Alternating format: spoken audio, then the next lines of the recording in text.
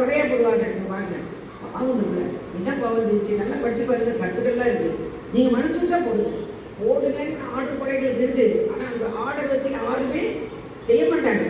அப்போ சொல்லுவாங்க கடைசி அந்த முடியும் போது, எங்களுக்கு நீங்கள் செய்ய மட்டும் இல்லை நல்ல பழக்கங்களெல்லாம் சொல்லி கொடுத்தீங்க, நிறைய பிள்ளைகளை காப்பாற்றிருக்கீங்க. அந்த 28 பார்டரில் இருப்பாங்க, பார்த்து பாருங்கம்மா, இதுக்காக நல்ல பாயிண்ட்ஸ் இருக்கும். நீங்கள் போடுங்கன்னா போட மாட்டாங்க, பார்த்து செய்ய. அப்போ என்னுடைய இது வந்து அந்த சிச்சுவேஷன் வந்து சூழ்நிலை நல்ல சிறப்பாக இருந்துச்சு. அப்போ அந்த ஆசிரியர் வெளியில் அவங்க நானும் பேசுகிறேன், அந்த கடைசி நாளில் ஒரு பகிர்ந்து எல்லாருமே ஒன்று பேசி கொடுத்து கிஃப்ட் கொடுப்பாங்க. நாங்கள் அவங்களுக்கு புரியவில்லை. அப்போ கொடுக்கும்போது சொல்கிறாங்க, எனது மாணவி இந்த இடத்துல வந்து உட்கார்ந்துருக்கிறது எனக்கு பெருமை அடைகிறேன். எப்போவுமே இங்கே மற்றவங்க பொறாமப்படுவாங்க, யார் பொறாமப்பட மாட்டாங்க, ஏற்றி விட்ட ஏடி பொறாமப்படாது. இப்போ பெரிய பெரிய போஸ்ட்லேயே பிள்ளைகளாக இருக்காங்க, டாக்டராக இருக்காங்க, புரியுதா? டாக்டராக இருக்கிற பொண்ணு கல்யாணத்துக்கு நான் போயிருக்கேன்.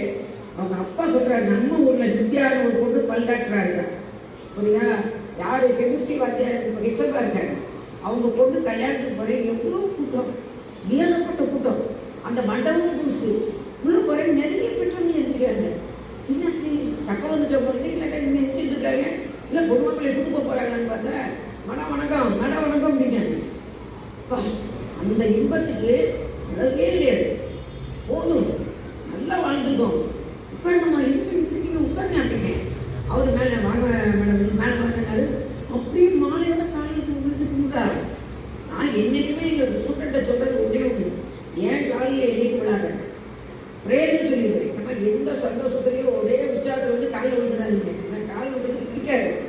பெற்றோர் காலில் விழுங்க, தெய்வத்து காலில் விழுங்க, என்னை பெரியாள் ஆக்கிறாதீங்க. நான் வந்து உங்களுக்கு அம்மா மாதிரி தான், ஆனால் ஏன் காலில் விடாது, எனக்கு அது பிடிக்கவே பிடிக்கும். ஆனால் நிறைய பேர் பொசுக்கு முடிஞ்சுருவாங்க. இப்போ சமீபத்தில் வாக்கிங் போகிறேன், ஒரு மாணவி என்னை பார்த்துட்டாங்க, அவங்க டீச்சராக இருக்காங்க. ஆனால் எனக்கு எப்பவுமே என்ன சொல்லுவேன், ப்ரேயரில் சொல்லுவேன், எல்லாரும் இப்போ மிஸ் பண்ணுறீங்க நிறைய பேர், தயவு செய்து எல்லாரும் பேரும் எனக்கு நினைவில் இருக்காங்க. ஏன்னா 31 சென்டர் அனுப்பியிருக்கேன். எத்தனை மாணவிகள் போயிருப்பாங்கன்னு பாருங்கள். 3 தலைமுறைக்கு பாடம் எடுத்துருக்கேன், 3 தலைமுறைக்கு பாடம் எடுத்துருக்கேன். அப்போ நீங்கள் பேரை சொல்லுங்கள், இந்த செட்டில் படித்தேன், இன்னும் செட் இருக்கும்போது நான் படித்தேன்னு சொல்லுங்கப்பா. நீங்கள் ஆசையோடு என்னை வந்து பார்க்கீங்க, நீங்கள் யாரும் தெரியாமல் நான் பேச முடியுமா? அம்மாவாக இருக்கலாம், அல்லது பேத்தியாக இருக்கலாம். 3 ஜெனரேஷன் படிச்சிருக்காங்க, யாரும் நினைட்டேன். ஏன்னா பெண்கள் எல்லாம் சில பேர் வளர்ச்சியில் பெருசாக பெரியாள் ஆகிடுறாரு. ஆனால் எல்லா பிள்ளைகளும் சொல்லுது, ஆனால் நாங்கள் என்றைக்கு உங்களை ஸ்கூலில் பார்த்தோமோ அதே மாதிரி இருக்கீங்க. உங்களை நிறைய ரோல் மாடலில் நாங்கள் வச்சுருக்கோம். இப்போ ரொம்ப வருஷம் ஆச்சு நான் பேசி எனக்கு ஒன்றும் பயப்பட. என்னுடைய வயது 30 இருக்கும் போது மேடையில் எல்லாரும் ஜென்ஸ் உட்காந்துருப்பாங்க, ஒரே ஒரு லேடி நான் தான் உட்காந்துருப்பேன். அப்போ கீழே இருக்கிற பிள்ளைகள், மேடம் மட்டும் ஒருத்தி உட்காந்துருக்காங்க லேடி, எப்படி வாங்கல அப்படின்னு கீழே பேசுவாங்க. தெரிஞ்சு நான் பேசும்போது அந்த மாணவிக்கு இப்போ 45 வயசு கேட்கணும்னு சொல்கிறாங்க, மேடம் இந்த இங்கே பார்த்தீங்களா அப்படின்னா, என்னப்பா நல்லா தான் இருக்கு அப்படிங்க, ஒன்றும் மாடல்.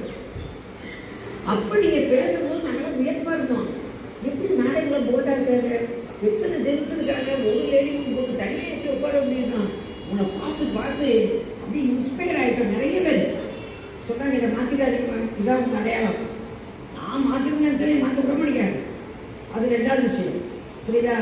ஆசிரியர் எப்போதுமே உங்கள் மேலே எப்படித்தான் இருப்பாங்க, ரொம்ப பிரியமாக இருப்பாங்க. அது உங்களுக்கு உடனே முடியல, உடனே நான் லீவில் கேட்பேன், இப்போ லீவ் விட்டாச்சு, டீச்சர்ஸ் எல்லாம் வேலேஷன் போயிட்டு வந்திருக்காங்க, அவங்களுக்கு ரெஸ்ட் எடுத்துட்டுப்பேன். உடனே 9th பிள்ளைலாம் ஓடியாது, நம்மளை எங்களுக்கு தனியாக கிளாஸ் எடுக்க மாட்டோம், உங்களை விட்டு எங்களால் விட்டு நாங்கள் வாரோம், 10th பிள்ளைலாம் உங்களை விட்டு நாங்கள் போகிறோமே, அவங்க வேணும் அடுத்த வேலையை பாருமா, நீ போயிட்டீங்கன்னா நான் மறந்துடுவேன், எனக்கு தான் அடுத்த பிள்ளை வந்துச்சு. ஆனால் நீங்கள் இங்கிலீஷ் கிளாஸ் எடுங்க, கண்டிப்பாக நீங்கள் எடுக்கணும். ரிட்டையர்ட் ஆகி வீட்டுக்கு போய் உட்காந்துருக்கேன். ஒரு 6 மாதத்துக்குள்ளேயே நன்மத அம்மா வராங்க, 497 எடுத்த அம்மா ஒரு 5-6 லேடிஸை கூட்டிகிட்டு வராங்க. எதுக்கு வராங்க அப்படி, என்னம்மா என்ன செய்ய அப்படிங்க, ஆனால் எனக்கு ஒரு உதவி செய்யணும், வெளியே வந்துட்டேன், நீங்கள் என்ன உதவி நான் செய்ய வேண்டியது, ஒரு உதவி இல்லை, சொல்லுங்கள் என்ன வேணும், முறையில் எதுவும் பேசணுமா, என்ன பிரச்சனை சொல்லுங்கள் என்கிட்ட அப்படின்னு. நீங்கள் இங்கிலீஷ் கிளாஸ் எடுக்க வராங்க, ஒரு மணி நேரம் ப்ளீஸ். என் மகள் இப்போ 10th வந்துருக்கேன். ஏன் இப்போ இருக்கிறவங்க நல்லது இல்லைன்னு நினைக்கிறீங்களா? எல்லாரும் ஸ்டப்பாக இருக்காங்க. எங்கள் பள்ளிக்கூடத்தில் எல்லா ஆசிரியர்களுக்கும் திறமை இருக்குது, ஏன் அவங்க இடையே தப்பாக போடுறீங்க? நீங்கள் எடுக்கணும், தயவுசெய்து வாங்க. அவங்களுக்கு யாரையும் நான் குறை சொல்ல முடியல, நீங்கள் வாங்க. முறை கூட்டிகிட்டு போக சொல்லிட்டாரு.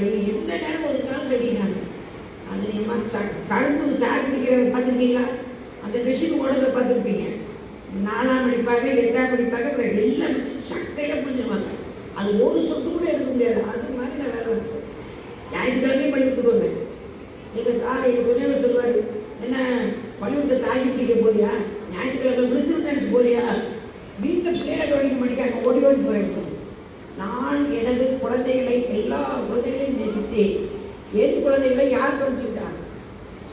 கடவுள் பார்த்தாங்க, நல்லா இருக்காங்க. ரெண்டு குழந்தைகளும் இங்கே தான் படித்தாங்க, தமிழ் மீடியத்தில் தான் படித்தாங்க. இப்போ இருக்கிற தலைமை ஆசிரியர் பொறுப்பில் இருக்கிறவங்க நீங்கள் யாமினியை ஏதோ ஒரு ஸ்டைலாக கூடுவாங்க. அது எனக்கு இப்போ மறந்து வச்சவை எப்படி கூடுவாங்க. எங்கள் சார் என்னை இப்படித்தாம கூடுவாங்க அப்படின்பா. அப்போ பாருங்கள் அந்த நினைவாற்றல் எப்படி இருக்குன்னு பாருங்க. மேக்ஸ் ரொம்ப நல்லா போட்டு இப்போ பெரிய இடத்துல இருக்காங்க. ஐடி ஃபீல்டில் ஒரு ஆளுங்களை தேர்ந்தெடுக்கிற இடத்துல இருக்காங்க. அப்போ சொல்கிறாங்க, ஏமா நான் மேக்ஸில் ரொம்ப நல்லா இருக்கேன்னா மாமாக்காரங்க இந்த சுப்பிரமணியன் சார் ஒருத்தங்க ஒர்க் பண்ணாங்க. எனக்கு அடுத்து சிக்கு அவங்க கண்ணை பார்த்தாலே பிள்ளைல அரண்டு ஓடும் மேக்ஸ் வாத்தியார். இப்போ சில பேர் டியூஷனுக்கு போவீங்க, ஆனால் மற்ற விஷயத்தில் தள்ள மாட்டாங்க, வந்து வகுப்பு மட்டுமா பாருங்க. ஆனால் அது எல்லா வகுப்பையும் பார்க்கலாம். அது டியூட்டி வந்து தாங்க வச்சா பயப்படுவாங்க, அமைதியாக ஓடுவாங்க. அதில் மற்ற இப்போ கசகசன்னு சந்தோஷம் இருக்குது. நான் போன பிறகு பார்த்துக்குவாங்க. ஒரு ஆசிரியர் பாடம் நடத்தி கொண்டிருக்கிறார்.